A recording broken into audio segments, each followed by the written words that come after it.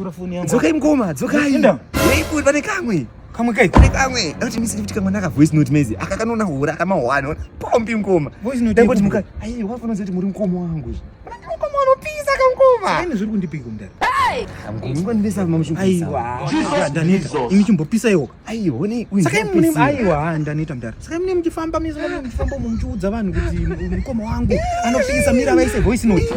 Aiwa ano. Iwe chimboita live yako. Ndoswera kandani nzara njimbuisa ma voice note yekubhilivisa maura. Ndokupitsira. Aiwa. Wekupedzesera mukoma. Aiwa ngoita kupedzera sei kana awe chivai. Ndokupedzera sei.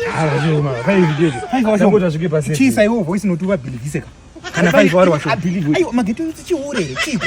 Saka muri kubhilivisa tofambi twenyu kuti mukoma wangu iye zvakazodi indiri kuwana ipa zvi. Ore chimbobuda imari kamudhara. Aiwa kupisa kunosha. Aiwa kupisa kunoshandirwa. Bhadharisa iwo kuita sei. Chimie nikutora picha nisipa status. Wakatanga kuzotamba ayo. Rema arekuisa pa status ngoma. Unaona? Sekerai. Achasekerera ndi mwana wako. Ndiri chini tisi ngoma. Ngoma.